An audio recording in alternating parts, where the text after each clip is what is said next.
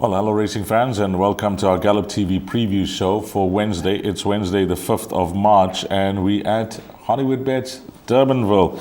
And let's see what's on the go before we greet and introduce Graham Hawkins to the show for this morning. 9 races carded. Race number 1 will begin at 12:15, and if you're interested in playing the big one, which is the Pick 6, that will take place at 1400 hours, 2 p.m. So with 9 races on the go, race number 1 doesn't form part of the exotics. So let's bring up the field and have a look at what's happening in the first race, which is Hollywoodbets Durbanville welcomes you. Maiden Juvenile Plate Fillies, 1,000 meters. So this race, at the time of recording, which is always a day before racing, no scratchings in race number 1. The market has it like this. Number 2, Gimme the Power at 11-2. Number 4, Cliffscape at 9-10. 5 is Plumbago Park, that is trading at 3-1. And number 6, which is Merryweather, at 5-1. I'm just going to read you some comments in the front of the computer form. That's the form guide I'm using for the first timers, the ones that matter. Well, number 2, Gimme the Power. Justin Slade says will run a fair race on debut. And Amen Corner, number 3, Candice Bass Robinson, I like this comment, shows quite a bit of speed, and if not too green, could run well. Those comments seem to matter there in race number 1. Graham Hawkins on the line. Graham, how are you doing? I'm all good, thank you, Dees. Looking forward to returning to the country course for a short spell of racing there. It's always a lot of fun, but obviously we haven't raced there for a few months, so the form book could turn upside down, but let's hope it all goes according to plan. Yeah, it is a specialist track, especially with the configuration, etc., but you can get away with it if you got a horse that can overcome poor draws. So let's see how Graham sees race number 1. Graham, of the race runners, I know you're going in blind of the ones that are unraced, but of the race runners, is 9-10, arguably the right price for number 4? Deserves to be favourite, number 4, Cliffscape. 9-10 might be a little bit on the skinny side, but that being said, has been placed in both her starts to date. Seems to have quite a lot of speed. Drawn in gate 4, only 7 runners, so has the experience. All of these horses, of course, going around the Hollywoodbets Durbanville corner for the first time, and it's imperative to get away to a good start. So Cliffscape does tick a lot of boxes and is the obvious first choice. We can expect a lot of improvement from number 5, Plumbago Park. Wasn't disgraced on debut. When 5th of 9, only 3 lengths behind Jordash. Richard Faree takes the ride for Justin Snay. So Plumbago Park, who's the second choice in the early market exchanges, is a clear and obvious danger. I do like the pedigree of number 2, Gimme the Power. Very nicely bred. J.P. van der Merwe rides for his boss Greg Board, stable companion to number 5 Plumbago Park. Currently easy to back in the early exchanges, but if there's any support for number 2, Gimme the Power, that needs to be noted. Merryweather's got a couple of lengths to find on Cliffscape, but that was Merryweather's first start, so whereas it was Cliffscape's second start, so Merryweather could certainly get a lot closer to number 4 Cliffscape. And then, as you said, some positive comments coming through for number 3 Amen Corner, and could show a lot of promise on debut. So it's not a cut and dried affair. I think that number 4 Cliffscape does deserve to be the favourite and may well be too good for numbers 5 Plumbago Park and 2 Gimme the Power, the 2 runners from the Justin Snaith yard. But not an easy, it's a tricky little race, and we'll have to see how they go, all first up around the turn at Hollywoodbets Durbanville. Okay, that's race number 1, not part of the exotics, and keep an eye on the betting market. Of course, that could be a guide, and of course, there will be comments coming through from the track. Race number 2 will kick off the exotics. It's a middle stakes over 1,000 meters, and it's leg 1 of the bipod. Market has it like this. Number 2, the Abdicator at 18-10. Then we got number 3, Nordic Chief at 9-2. Number 4, Elusive Winter at 11-2. 6, Gem King at 7-2. And 7, which is Arctic Wizard, is trading at 28-10. Graham, it looks like a very tight market. Even a horse like Mufasa, who's won twice over the course and distance, and is racing against a much stronger, priced up at around 14-1, cannot be left out. So this could be a nice quartet to catch. I think the only surprise winner in this race would be number 1, Beechamwood Boy, who's the rank outsider. He's lost his way recently, and he would, as I say, be a surprise winner. But the balance of this 7-horse party, all 6 of the others, have winning claims. There's no doubt that this is a tricky contest, and there's no doubt that number 2, the Abdicator, is drawn nicely, is the key horse in the race. But over 1,000 meters at Hollywoodbets Durbanville, you've got to get away to a good start. And if you look at his last 6 runs or so, you'll see on 3 occasions he's messed up the start, and if he does that again, well, then he won't win. But if he gets away to a nice smooth start, then number 2, the Abdicator, could well be the one to beat. He's also a course winner. He's had 4 starts over course and distance for a win and a second, so he goes well at the country course, and he does have the beating at the weights of a couple of others in the race. Interestingly, number 7, Arctic Wizard, he's very game, very consistent. He's had 8 lifetime starts for 3 wins, but this is the first time he races over the minimum trip. He's drawn outside of the 7-horse field, but he's got plenty of early toe, and he's also won at Durbanville, so that's a tick in his favor. He should be competitive over 1,000 meters. There's no reason why he can't be effective over the minimum trip. Gem King is hard to assess. On the penultimate run, he beat Arctic Wizard by a neck or so, and he's in fact now better off the weights. So purely on that form, Gem King does have the beating of number 7, Arctic Wizard. And again, Gem King has only twice before run at Hollywoodbets Durbanville, and he was a winner on one of those 2 occasions.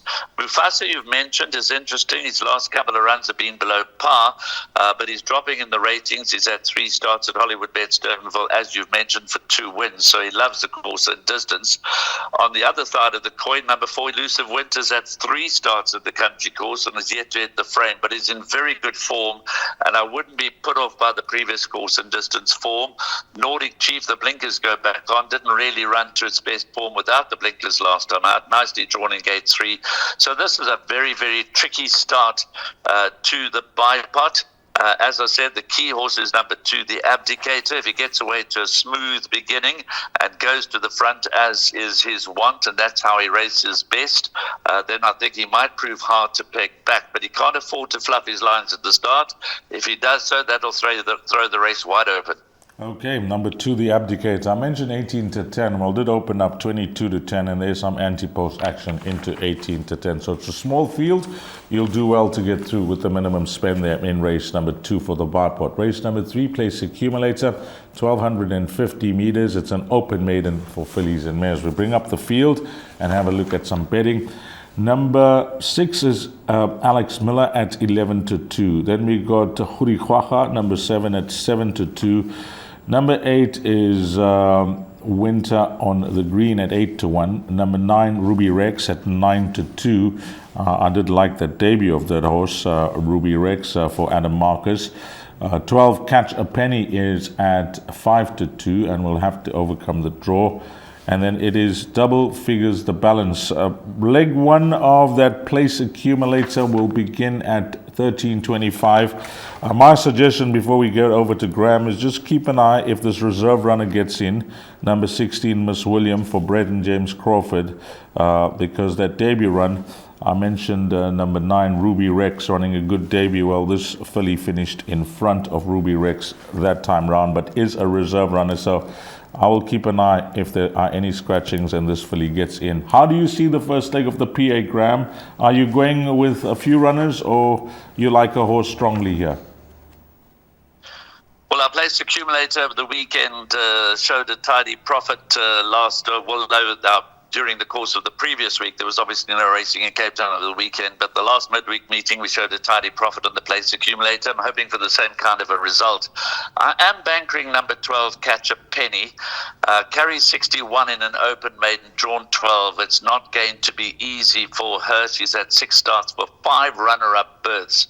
So I certainly wouldn't be surprised if she once again had to play second fiddle to one of the others here. But I am expecting number 12, Catch a Penny, to certainly finish in the top 3. As you say, number 16, Miss William, wonderful debut in second behind Rahaba. And behind that was number 9, Ruby Rex. So I'm not sure that Miss William is going to get a run, but as you've mentioned, watch the card changes. Ruby Rex should improve, one of 4 runners in the race from the Adam Marcus stable. The others being City of Dreams, Winter on the Green, and one other in the race from the Adam Marcus stable is also number 10 Meg's Legacy, and no jockey has yet been declared for number 10 Meg's Legacy, so I'm not certain if the daughter of Legislate's actually going to run. So I'm going with number 12, Catch a Penny, certainly a roving banker. Notwithstanding the fact that she is the favorite and the obvious choice, this is a race that could deliver quite a nice quartet return. I quite like the chances of number 4, City of Dreams, at 25-1 to get into the money. She's only got 52.5 on her back, slowly improving, slowly getting the idea of what it's all about. She's dropped another 4 points in the ratings, and that's significant when you come to an open maiden. Alex Miller has done enough to suggest she could get into the fray, but she's got 61.5 to shoulder. To be honest with you, Dees, I was expecting a lot more from number 7, Huri Kwacho, last time out. She disappointed me. So I'm sitting on the fence as far as number 7, Huri Kwacho, is concerned. But if she got into the mix for Richard Faria and the Brett and James Crawford partnership, I wouldn't be surprised. Winter on the Green also doing enough to suggest you could find a minor placing here. So number 12, Catch a Penny, she obviously brings the best form into the race, but the weight and the draw is certainly going to make her chances of winning quite a difficult one. I do expect her to run an honest race. I do expect her to break well and get into a good position early on. She's been tried over the minimum trip all the way up to 1,400 meters. This is over 1,250. If she was better drawn, she would be a nap selection for me in a race like this, but the draw does complicate matters. So 12, Catch a Penny, does get the benefit of the doubt, and she does get my vote as a place accumulator banker in the opening leg. But there are dangers aplenty, and I remember, being an open maiden, there's quite a wide weight spread. Okay, that is going to be number 12, Catch a Penny, the first choice of Graham Hawkins, and I must agree, number 7, Huri Kwacha, the beautifully bred filly. She was a tad disappointing after an eye-catching introduction, but you can't write her off after just one fair run, after an encouraging run. So we'll see how she goes at Hollywoodbets Durbanville. Race number 4 kicks off the pick 6. It's the big one. You need to get on the tote by 1,400 hours. 1,600 meters is the distance, and it looks like this. Number 1, Golden Grey at 4-1. Then we have number 4, Gold Dust at 33-10. Hollywoodbets number 5, 006 from 28-10. That is shortened into 5-2. Number 7, Green Planet at 7-1. 8 is Master Bomber at 9-2. And we have our first scratching on the card, and that's number 12 at the time of recording, will take no part. So that's the field, leg 1 of the pick 6. We need some help here, Graham, if we want to chase this pick 6, because leg 1, I think you'll need a few runners from what I see in black and white. Maybe numbers 1, 4, and 5 look to be the principals, but I'm certainly not discounting the chances of number 8, Master Bomber, as well. Yeah, I agree with you. 1, 4, and 5, not necessarily in that order, do appear to be the top 3 runners. Again, it's an open maiden with quite a wide spread of weights. I do think that number 5, 006, is going to prove the one to beat. Been very consistent. He's only had the 5 starts, been runner-up twice.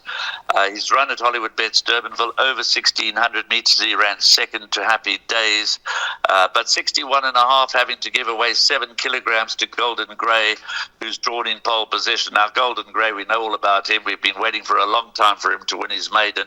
He went oh so close last time. We're beaten only a whisker by Cosmic Rhythm over this trip at Hollywoodbets Kenilworth.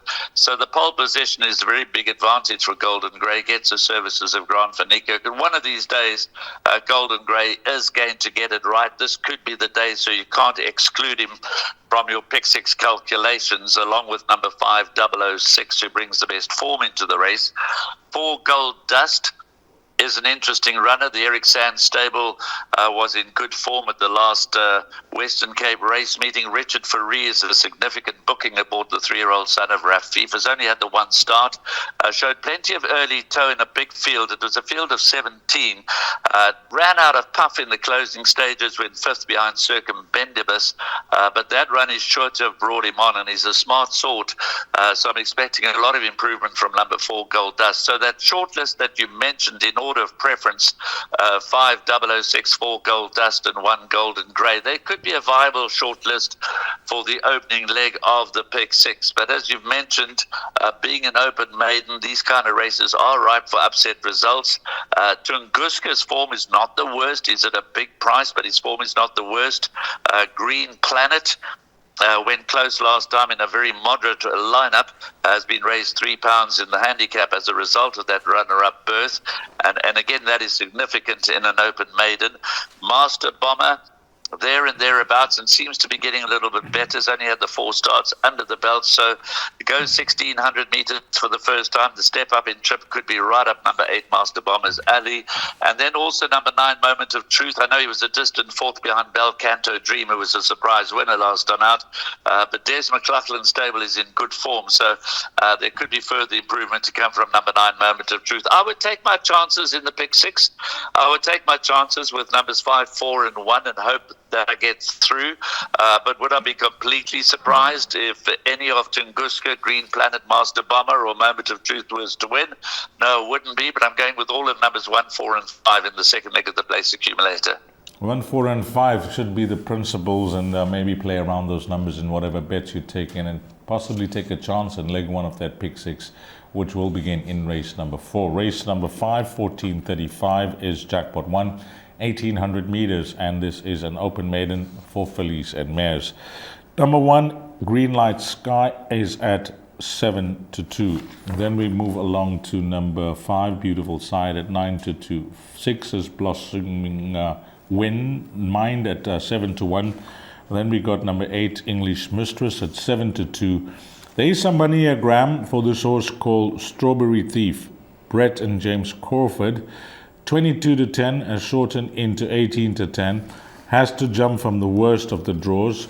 But that last start did improve significantly when you consider what happened in her first 2 runs. She obviously enjoyed the step up in distance, Graham, to 1,800 meters, where she was grabbing your attention over the final 200 meters. Is she part of your play here, horse number 11, Strawberry Thief? I think that number 11, Strawberry Thief, has to be part of the play. There are 3 runners that come out of that form line behind Double Dash, and there was lengths and a length covering them the last time they met, which was on the 5th of February. Green Light Sky ran second on that occasion. English Mistress ran 4th, and Strawberry Thief ran 5th. And as I mentioned, there was less than a length covering those 3 horses. Strawberry Thief did have a troubled passage. Once again, she's got a wide draw to overcome. And if they adopt similar tactics to what they've employed up to now, it is likely that Strawberry Thief is going to drop off towards the rear of the field. But one never knows with Richard Faree. Judges the pace as the gates open. And if he decides to go forward, it's going to be a matter of whether she sees out the trip with different tactics, because she's certainly been running on very nicely from off the pace. I do prefer number 1, Green Light Sky. I prefer the fact that she's drawn in gate 1, which makes her job a little easier. But there's no doubt there's very little to choose between numbers 1, the Green Light Sky, 8, English Mistress, who's something of a professional maiden, and 11, Strawberry Thief, who's less exposed and has got plenty of upside. So those are the 3. It does appear to be a 3-cornered contest. And I'm happy with those 3 in the place accumulator. But as far as the pick 6 is concerned, you might also have to consider throwing in number 5, Beautiful Side. Grant Van Niekerk and Eric Sands, they're a formidable team. And if you go back to the Girl Magic form line, where Beautiful Side ran 5th, and in that same race, Green Light Sky was 4th, there's absolutely nothing to choose between them. So Strawberry Thief, English Mistress, and Green Light Sky, they all come out of the same form line behind Double Dash. They should again make their presence felt in a big way, but you can't ignore number 5, Beautiful Side. That has to go into jackpots and pick 6s as well. But my top choice in the race would be number 1, Green Light Sky. Okay, Graham suggesting that possibly the right form line to follow there is the form line behind Double Dash, and there shouldn't be much to choose between those three runners that he gives a chance to, numbers 1, 8, and 11. But the race certainly doesn't stop there in leg one of Jackpot 1. Talking about jackpots, this will be Jackpot 2, race number 6, 15-15. You need to get on 1,800 meters. It's a class 4 for fillies and mares. This race sees number 2, Exquisite, at 7-1. Then we have number 3, Lavender Bay, at 8-1. Number 4, Royal Invitation, at 5-1. 6, Jet to the Sun, at 6-1. We got a 17-10 shot here, Graham, called Tap Shoes, number 7, who's going for 3 in a row. And she is in excellent form, one has to say. So well done to the team. And we'll see if she can make it. 3 on the bounce here. Number 7, Tap Shoes. Number 3-1 shot is number 9, Pentalina. And that's the field, Graham. It is 9 runners that go to post. What's your thoughts on number 7, Tap Shoes, as she progresses in her career? She's obviously on the up. She's a full sister to Zapatilla, so she's certainly got pedigree on her side. There was lots to like about the way she won last time out. Perhaps we were all sitting on the fence after she beat White Waters narrowly in a maiden. White Waters has done little to light up that form line, but there was lots to like about her second win over Family Power. That was over 1,600 meters, and the further she goes, the better she should be. So this extra 200 meters, this 1,800 meter trip should be right up her alley, and she is clearly one of the principals, but I don't think it's cut and dried. I think this is quite a competitive class 4 fillies and mares 1,800 meter race. I quite like the chances of number 4, Royal Invitation. I think she's largely under-delivered in recent runs, but she's dropping down the ratings. We must remember, and we're going to say this again, even with reference to the previous race where we spoke about the Double Dash form line, but that was at Kenilworth. Obviously, the Kenilworth form doesn't always translate literally into Hollywoodbets Durbanville, so you've got to be alive to what's happened before and what might happen now that we return to the country course. Royal Invitation's had 4 starts at Durbanville for 2 wins, for 2 seconds and 2/3. She's yet to win, but she's been placed in all 4 starts there. She's got 62 to shoulder, which makes her job a tough one, but she's run against better. And I expect Royal Invitation to be very competitive here. She drops quite a lot in class. If you look at the average ratings of her last number of runs, and she drops here to an average rating of 75, that's a big drop in class for number 4, Royal Invitation. I know that she hasn't raced since the 28th of December, but that doesn't worry me too much. I think she'll be in tip-top shape, and I think dropping significantly in class, we're going to see a really good showing from number 4, Royal Invitation. But clearly number 7, Tap Shoes, brings the right form into the race. As you mentioned, she's 3 on the bounce. Pentalina is another one who's shown a liking for the country course. 3 starts for a winner, 2nd and a 4th. Nothing wrong with her last run, went 2nd behind Give Me Everything.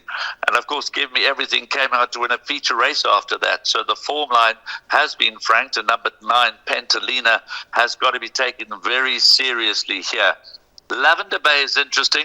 After winning her maiden, she was sacrificed as the pacemaker in the Grade 1 Paddock Stakes. So draw a line through that. She was horribly outclassed there, but she could go well here. And Jet to the Sun is clearly better than her last run. That was way below her best form. So I'm leaning towards number 4, Royal Invitation. I'm leaning towards number 4, Royal Invitation, ahead of number 7, Tap Shoes, and 9, Pentalina. But it could be an interesting race. And of course, there's no reason why Tap Shoes will not complete 3 on the bounce. But I'm in the camp of number 4, Royal Invitation. Yep, I rubber stamped that, Graham, just having a look at her and her profile, and of course her course record as well. 4 starts, 2 seconds, 2 studs, not out of the top 3. And although she hasn't won for 694 days, it could be ideal for her racing against this type of company, as Graham mentioned, taking a big drop in class there. Race number 7, class 5. 1,000 meters. How does this look? Well, number 1, Champagne Mac, is at 9-2. See, the blinkers are on, back on, one should say. Did race with them 3 starts back. Then we got number 2, Shimpandani, at 5-1. There's money, some money for number 4 at 4-1 from 9-2. Horse number 4, that's Lucy Rocket, 9-2 into 4-1. Number 5, Casino Ace, is trading at 6-1. 7, Try Me at 7-1. 8 is Becky Sharp at 8-1. And number 10, Electric Fields, is trading at 5-1. It's double figures, the balance. This mare, Electric Fields, at the height of her career, at her best, she was a 79. It took her a long time, Graham, to gain some confidence of a low mark.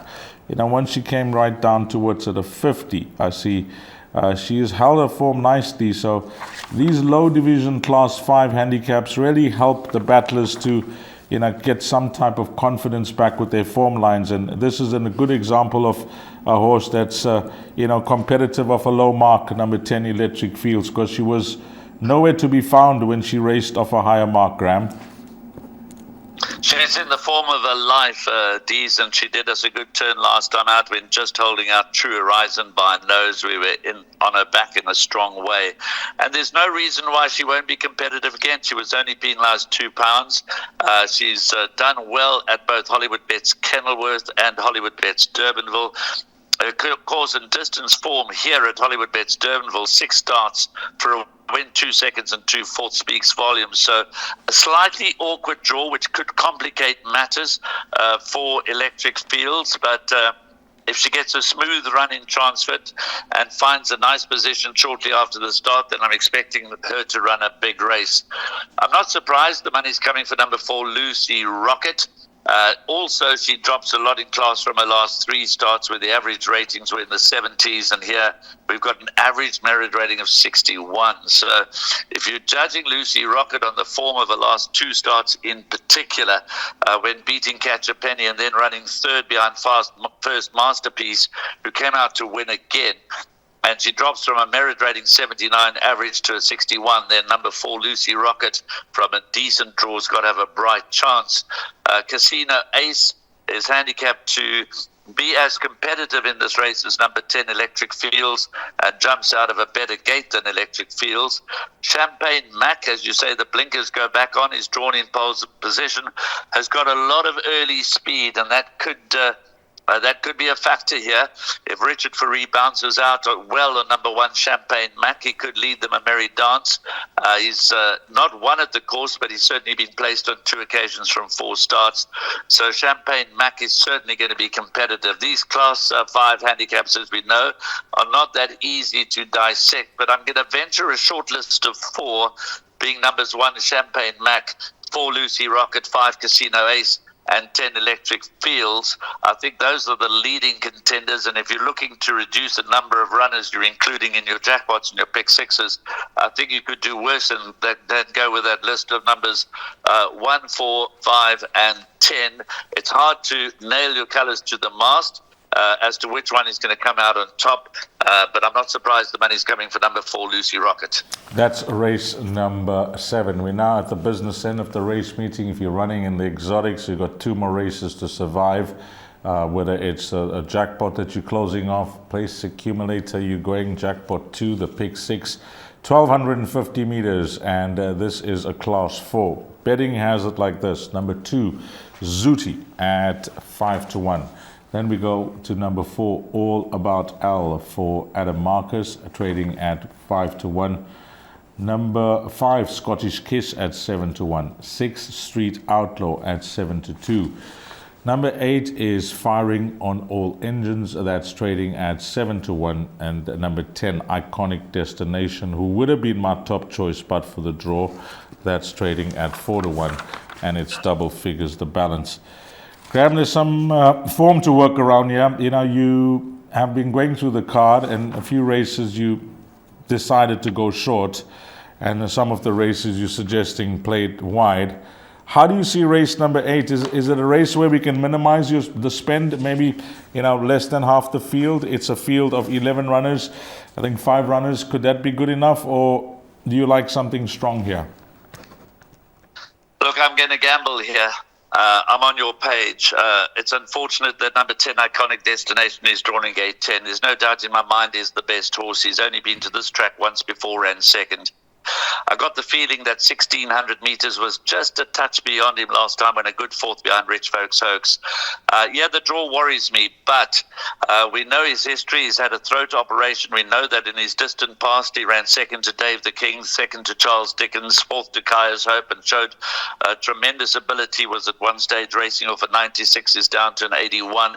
So he's got 60 and a half to shoulder here from an not a good draw, one has to be honest. I'm just hoping that somehow or another Cornet manages to get him out the gates well and into a good position, because I'm going all in here with number 10, Iconic Destination, in my main perm. Clearly, in the pick six, you've got to find a banker somewhere. I'm going to rely on number 10, Iconic Destination, because I think you've got to go the field in the last leg. So we can't go wide in race 8, and we can't go wide in race 9 as well. That just multiplies out to too large a perm.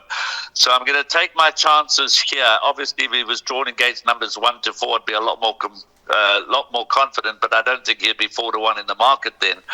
That is not to say these are the on dangers. As you've mentioned, it is a competitive class 4. If you look beyond Iconic Destination, then all of numbers 2, Sooty, 4, All About L, 5, Scottish Kiss, 6, Street Outlaw, and in particular number 8, Firing on All Engines, who is a course and distance specialist. He's had 2 starts for a win in the third.